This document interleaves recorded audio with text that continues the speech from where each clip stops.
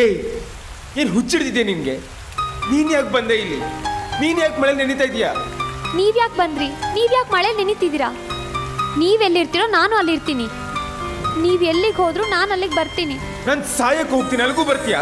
ಹೌದು, ನೀವೇ ಇಲ್ಲ ಅಂದ್ರೆ ನಾನೇನ್ ಮಾಡ್ಲಿ? ನಾನು ಸಾಯ್ತೀನಿ. Shut up! ಹೊಡಿರಿ, ಇನ್ನೂ ಹೊಡಿರಿ, ನಿಮ್ ಕೋಪ ತೀರೋವರೆಗೂ ಹೊಡಿರಿ.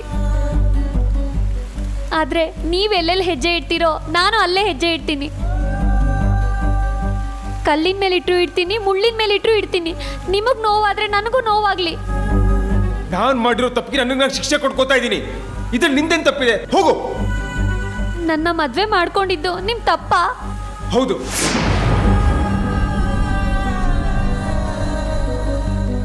ಯೋಗ್ಯತೆ ಇಲ್ಲದೆ ನಿಂಗೆ ತಾಳಿ ಕಟ್ಟಬಾರ್ದಾಗಿತ್ತು. ನಾನು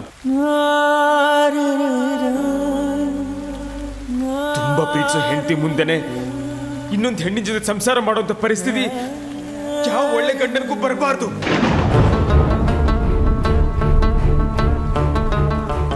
ನಿನ್ ಜೊತೆ ಬದುಕೋದಕ್ಕೆ ನನ್ಗೆ ಯೋಗ್ಯತೆ ಇಲ್ಲ. ಯೋಗ್ಯತೆ ಇಲ್ದೆ ಯೋಗ ಬರಲ್ಲ ರೀ. ಹಾಗಾದ್ರೆ ಈ ಮನೆ ಸೊಸೆ ಆಗೋದಕ್ಕೆ ನನಗೂ ಯೋಗ್ಯತೆ ಇಲ್ಲ ಅಲ್ವಾ? ನಿನ್ನ ತಾಳಿ ಕಟ್ಟಿರೋ ಗಂಡ ನಾನು. ನಿನ್ನ ಆಸೆಗಳನ್ನ ಈಡೇರ್ಸಕ್ಕಾಗದೆ ಕದ್ದು ಬದುಕ್ತಾ ಇದ್ದೀನಿ. ಕೋಪ, ತಾಪ, ಈಗೋ ಇದೆಲ್ಲ ನನ್ನ ಪ್ರಾಮಾಣಿಕತೆನ ಕೆದಕ್ತಾ ಇದೆ. ಎದೆ ತುಂಬಾ ದುಃಖ ತುಂಬಿಕೊಂಡಿದ್ದೀನಿ ನಾನು. ನನ್ನ ದುಃಖಗಳೆಲ್ಲ ಈ ಮಳೆ ಹನಿಗಳ ಜೊತೆಗೆ ಬೆರ್ತು ಹೋಗ್ಲಿ. ನಾನೊಬ್ಬ ಗಂಡಸು, ಗಂಡ ಜನ್ಮ ನಂದು. ಈ ಮನೆಗೆ ಯಜಮಾನ ಅನಿಸ್ಕೊಂಡವನು. ನಾಚಿಕೆ ಆಗ್ತಿದೆ. ಎಲ್ರ ಮುಂದೆ ಅಳೋದಕ್ಕಾಗೋದಿಲ್ಲ ನೋಡು. ಅದಕ್ಕೆ ಈ ರೀತಿ ಮಳೆಯಲ್ಲಿ ಬಂದು ಅಳ್ತಾ ಇದ್ದೀನಿ. ಯಾಕೆ ಹೇಳು? ಈ ಕಣ್ಣೀರು ಯಾರಿಗೂ ಗೊತ್ತಾಗಬಾರ್ದು ಅಂತ. ನಾನು ಅಷ್ಟೇ ರೀ. ನನ್ನ ಆಸೆ, ನನ್ನ ಕನಸು, ನನ್ನ ಪ್ರೀತಿ, ನನ್ನ ಕಲ್ಪನೆ ಎಲ್ಲ ಈ ನೀರಲ್ಲಿ ತೇಲ್ ಬಿಡೋದಕ್ಕೆ ಬಂದಿದ್ದೀನಿ. ಒಂದು ಹೆಣ್ಣು ಒಂದು ಗಂಡಸಿನ ಸ್ವತ್ತು ಅಂತ ಆದ್ಮೇಲೆ ಅವಳು ಅಬಲೆ ಅಲ್ಲ, ಅವಳು ಅವನ ಜವಾಬ್ದಾರಿ. ಹಾಗಂತ ನಿಮ್ಮ ಮುಂದೆ ಯಾವ ಬೇಡಿಕೆಗಳನ್ನೂ ಇಟ್ಟಿಲ್ಲ ನಾನು. ನಿಮ್ಮನ್ನ ಯಾವತ್ತೂ ಯಾವುದಕ್ಕೂ ಒತ್ತಾಯ ಕೂಡ ಮಾಡಲ್ಲ ಅಂತ ಹೇಳಿದ್ದೀನಲ್ವಾ? ಮತ್ಯಾಕೆ ನಿಮಗೆ ನೀವೇ ಶಿಕ್ಷೆ ಕೊಟ್ಕೋತಿದ್ದೀರಾ ರೀ? ನೀವು ಯಾವತ್ತು ನನ್ನ ಕುತ್ತಿಗೆಗೆ ತಾಳಿ ಕಟ್ಟಿದ್ರೋ ಆ ಕ್ಷಣದಿಂದ ನೀವು ಕೂಡ ನನ್ನ ಸ್ವತ್ತು, ನೀವು ನನ್ನ ಜವಾಬ್ದಾರಿ. ನಿಮ್ಮ ಮನಸ್ಥಿತಿನ ಅರ್ಥ ಮಾಡ್ಕೊಳಕ್ಕಾಗದೇ ಇರೋ ಅಷ್ಟು ಬೇಜವಾಬ್ದಾರಿ ಹೆಣ್ಣಲ್ಲ ರೀ ನಾನು. ನಿಮ್ಮ ಗೊಂದಲಗಳು ನನಗೂ ಅರ್ಥ ಆಗ್ತಾ ಇದೆ. ಅರ್ಥ ಮಾಡ್ಕೋಬೇಡ.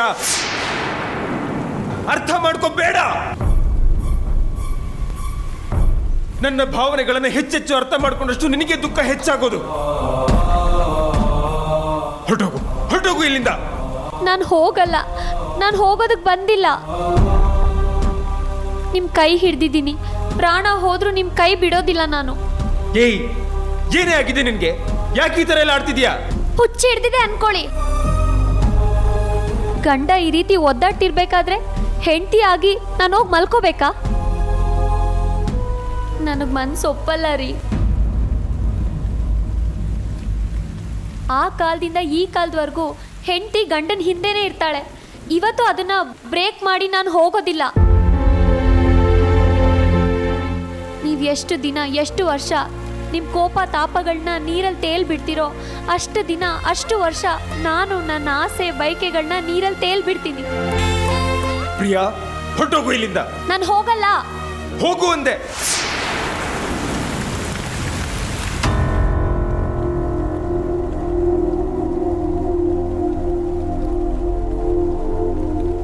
ಇದರಲ್ಲಿ ನಿಮ್ಮಿಬ್ರದ್ದು ತಪ್ಪಿಲ್ಲ. ತಪ್ಪೆಲ್ಲ ನಂದೇ. ನೀವಿಬ್ರು ಏನು ತಪ್ಪು ಮಾಡದೆ ನಿಮಗೆ ನೀವೇ ಶಿಕ್ಷೆ ಕೊಟ್ಕೋತಿದ್ದೀರಲ್ವಾ? ಹಾಗಾದ್ರೆ ತಪ್ಪು ಮಾಡಿರೋ ನಾನು ಏನು ಮಾಡಬೇಕು? ನನಗೆ ನಾನು ಏನು ಶಿಕ್ಷೆ ಕೊಟ್ಕೋಬೇಕು ಹೇಳ್ರಿ. ಮಾತಾಡಿ ಅಶೋಕ್, ಹೇಳಿ. ತಪ್ಪು ಮಾಡಿರೋ ನನಗೆ ನಾನು ಏನು ಶಿಕ್ಷೆ ಕೊಟ್ಕೋಬೇಕು ಹೇಳಿ ಅಶೋಕ್. ನಿಮ್ಮಿಂದ ತಾಳಿ ಕಟ್ಟಿಸ್ಕೊಂಡಿರೋದೇ ತಪ್ಪಾಗೋಯ್ತಾ ನಂದು?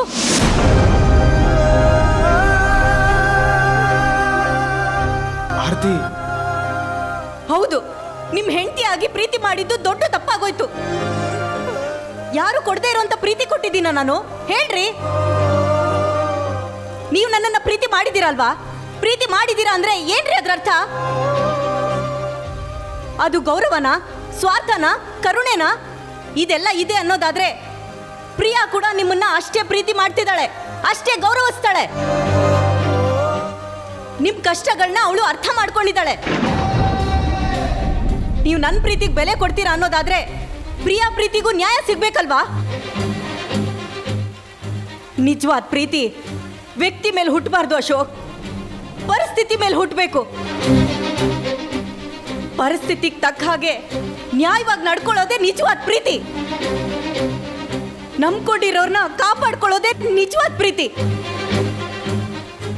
ಈ ವಿಷಯದಲ್ಲಿ ನಾನು ಪ್ರಿಯಾ ಇಬ್ರು ನಿಮ್ಮನ್ನೇ ನಂಬ್ಕೊಂಡಿದ್ದೀವಿ. ಪ್ರಿಯಾ ನಿಮ್ ಹೆಂಡತಿಯಾಗಿ ನಿಮ್ಮನ್ನ ನಂಬ್ಕೊಂಡಿದ್ದಾಳೆ. ನಾನು ಪ್ರಿಯಾನ ಕರ್ಕೊಂಡು ಬಂದು ನಿಮಗೆ ಮದುವೆ ಮಾಡಿಸಿದ್ನಲ್ಲ, ಅವಳಿಗೆ ನ್ಯಾಯ ಸಿಗ್ಬೇಕಲ್ಲ ಅಂತ ನಂಬ್ಕೊಂಡಿದ್ದೀನಿ. ನೀವು ನನ್ನನ್ನ ನಿಜವಾಗ್ಲೂ ಪ್ರೀತಿ ಮಾಡ್ತೀರಾ ಅಲ್ವಾ? ಹಾಗಾದ್ರೆ ಇಬ್ರಿಗೂ ನ್ಯಾಯ ಕೊಡಿ.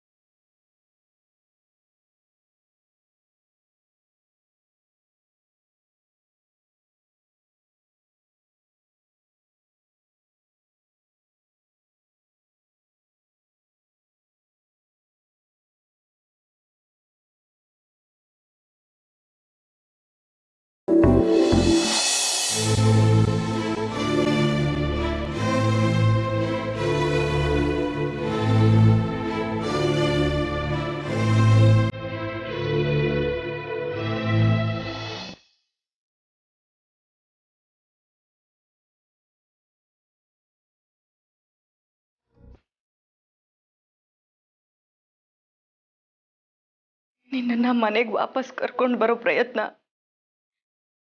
ವ್ಯರ್ಥ ಆಗ್ತಿದೆ ಅಂತ ಅನ್ನಿಸ್ತಿದೆ ಕಣೋ.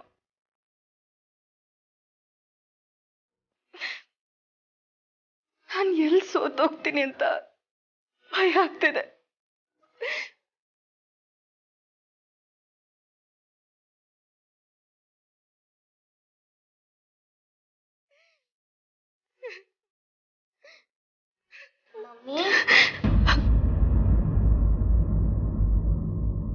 ಏನ್ ಚೈತು, ಯಾಕೆ ಅಳ್ತಾ ಇದ್ದೀರಾ? ನಾನಾ? ಇಲ್ವಲ್ಲ, ನಾನು ಯಾಕೆ ಅಳ್ಬೇಕು? ನಾನೇನು ಅಳ್ತಿಲ್ಲ. ಮಮ್ಮಿ, ನಾನು ನಿಮ್ಮ ಮಗಳೇ ತಾನೆ. ಯಾಕೆ ಚೈತು ಹಾಗೆ ಕೇಳ್ತಿದ್ಯಾ? ನೀನು ನನ್ನ ಮುದ್ದು ಮಗಳೇ. ಹಾಗಾದ್ರೆ ನಮ್ಮ ಮಮ್ಮಿ ಏನು ಅಂತ ನಂಗೆ ಅರ್ಥ ಆಗುತ್ತೆ ಅಲ್ವಾ? ಚೈತು ಬಾಯಿಲಿ.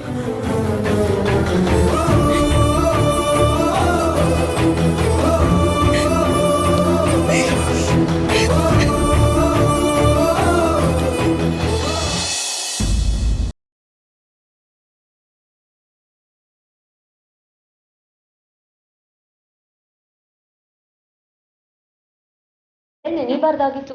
ನಿಮಗೆ ಶೀತ ಆಗಿದೆ. ಶೀತ ಆಗಿರೋದು ನನಗೆ ತಾನೆ, ನೀನು ಯಾಕೆ ಟೆನ್ಷನ್ ಮಾಡ್ಕೋತೀಯ? ನಾನು ಟೆನ್ಷನ್ ಮಾಡ್ಕೊಳ್ದೆ ಮತ್ಯಾರು ಮಾಡ್ಕೋತಾರೆ?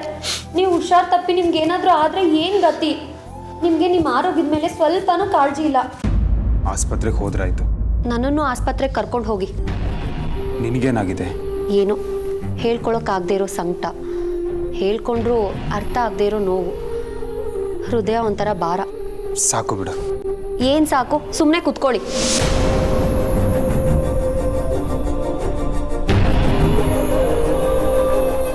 ನೀವು ಹಾಗೆ ನೋಡಿದ್ರೆ ನಾನು ಹೆದರ್ಕೊಂಡ್ಬಿಡ್ಬೇಕಾ? ಹೆಲೋ. ಹಲ್ಲೋನೂ ಇಲ್ಲ ಗಿಲ್ಲೋನೂ ಇಲ್ಲ, ಸುಮ್ಮನೆ ಕುತ್ಕೊಳ್ಳಿ ಅಂದರೆ ಕುತ್ಕೋಬೇಕು. ಮಳೇಲಿ ಹೋಗಿ ಸುಮ್ಮನೆ ನಿಂತ್ಕೊಳ್ಳೋದಕ್ಕಾಗತ್ತೆ, ಇಲ್ಲಿ ಸುಮ್ಮನೆ ಕುತ್ಕೊಳ್ಳೋದಕ್ಕಾಗಲ್ವಾ?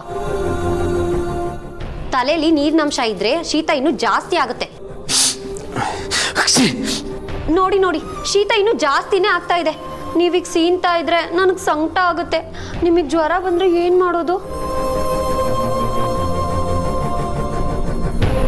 ನೀವು ಬಟ್ಟೆ ಚೇಂಜ್ ಮಾಡ್ತಾ ಇರಿ, ನಾನು 1 ನಿಮಿಷ ಬಂದೆ.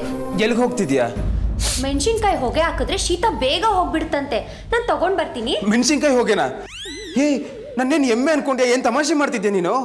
ತಮಾಷೆ ಮಾಡೋ ಟೈಮ್ ಆಯ್ತು, ಸುಮ್ಮನೆ ಇರ್ರಿ, ನಾನು ತಗೊಂಡ್ ಬರ್ತೀನಿ. ಏ, 1 ನಿಮಿಷ. ಯಪ್ಪ ದೇವ್ರೇ, ನಾನು ಏನು ಮಾಡಬೇಕು ಅನ್ಕೊಂಡಿದ್ದಾಳೆ ಇವಳು? ಇವಳಿಗೇನು ಹುಚ್ಚಿಡ್ದಿದ್ಯಾ? ಅಲ್ಲ, ನನ್ನೇನು ಈ ತಪ್ಪು ಮಾಡಿರೋ ಚಿಕ್ಕ ಮಗು ಅನ್ಕೊಂಡ್ಬಿಟ್ಲ? ನನ್ನ ಕೈ ಕಾಲೆಲ್ಲ ಕಟ್ಟಾಕ್ಬಿಟ್ಟು ಈ ಮೆಣಸಿನ್ಕಾಯಿ ಹೊಗೆ ಕೊಡೋದಕ್ಕೆ. ಯಾವುದು ಇದು? ಯಾವುದೋ ಒಳ್ಳೆ ಕಾಡಿಂದ ತಪ್ಪಿಸ್ಕೊಂಬಂದಿರೋ ಥರ ಆಡ್ತಾಳೆ. ಯಪ್ಪ ದೇವ್ರೆ, ಯಾವ ಲೋಕದಲ್ಲಿ ತಾನೆ ಈ ಶೀತ ಆದರೆ ಮೆಣಸಿನ್ಕಾಯಿ ಹೊಗೆ ಹಾಕ್ತಾರೆ? ನನ್ನ ಕರ್ಮ. ಇವಳು ತಗೊಂಡು ಬರಲಿ, ಇವಳು ಕೈ ಕಾಲಿಗೆ ಕಟ್ಟಾಕ್ಬಿಟ್ಟು ಇವಳಿಗೆ ಕೊಡ್ತೀನಿ ನಾವು ಹೊಗೆನ, ಅವಾಗ ಗೊತ್ತಾಗತ್ತೆ.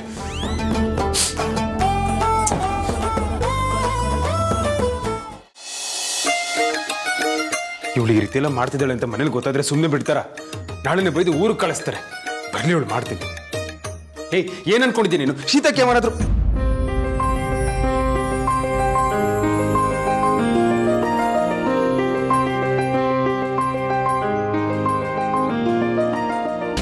ನಮ್ಮೂರಲ್ಲಿ ಮಕ್ಕಳು ಗಲಾಟೆ ಮಾಡಿದ್ರೆ ಅಪ್ಪ ಅಮ್ಮ ಕಟ್ಟಾಕಿ ಮೆಣಸಿನ್ಕಾಯಿ ಹೊಗೆ ಕೊಡ್ತಾರೆ.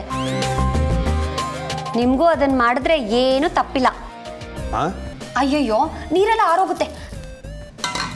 ನೀವು ಬನ್ನಿ ಬನ್ನಿ, ಕೂತ್ಕೊಳ್ಳಿ ಕೂತ್ಕೊಳ್ಳಿ.